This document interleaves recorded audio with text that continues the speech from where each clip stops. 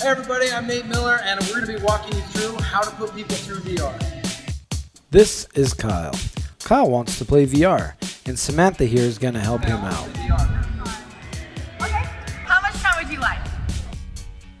Samantha's going to walk him through his waiver and process his payment normally.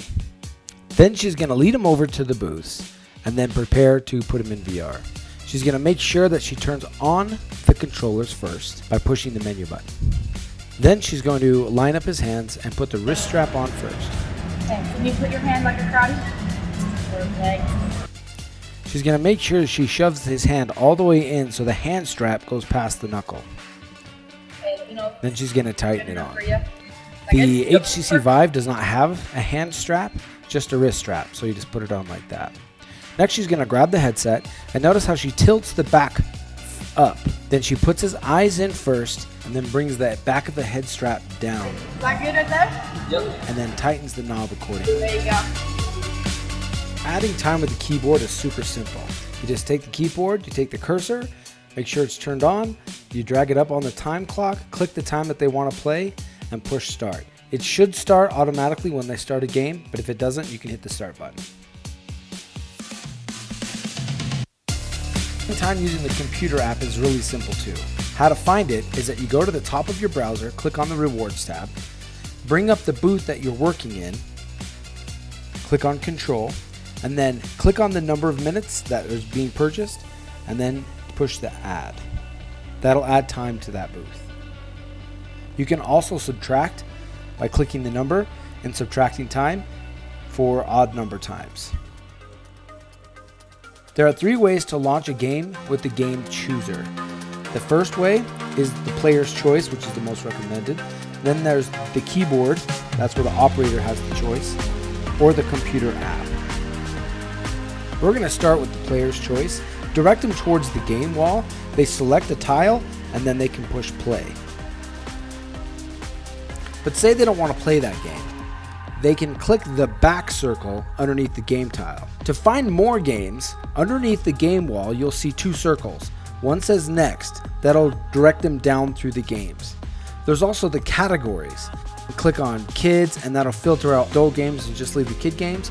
Or you can click on multiplayer and that'll filter everything out for the multiplayer games. If you can't find the game that you want, it's probably because somebody has clicked on a different category circle and you need to click back on all. For keyboard, you're going to have a drop down in the upper left. Click on that and you can scroll down through the game similar to what's on the game control and then launch the game. In the computer app, you go into game control and just like with the time, but on the right hand side, you can select a game and you can start it right from the computer. And this is going to be pretty convenient for those airbornes that have direct line of sight to the booths. Now let's say that someone's playing a game and they've died and they want to choose a different game. Now we're going to talk about the game chooser menu. So you hit the menu button and you have a bunch more different options. Volume control, you can see your time, you can see the controls of the game that you're in, you can click on help needed, or you can return the game if they hit it on accident. They can also exit out of the game that they're playing, which will take them back to the game chooser so they can choose a different game to play. Timer counts down to 0. That will automatically boot them out after 5 or 6 seconds or so. Then you're going to want to take off their controllers before they take off the headset. That makes it so they don't walk off with the controllers and then you have to track them down.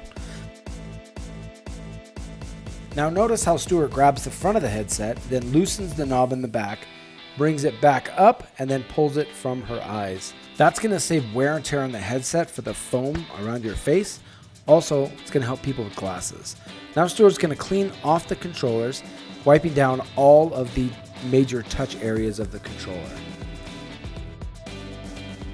Around the face, foam faceplate or rubber face mask, on the ears, the nose, the eyes, and around the front of the face mask where he touches it for the next employee who helps the person in VR. It's end of shift, let's shut it all down.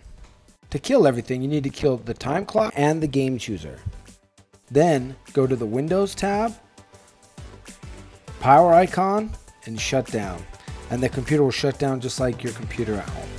Shut off the TV, sweep up, and that's it. Thanks for watching, guys. If you have any questions, we're right here. You can ask us anything you want.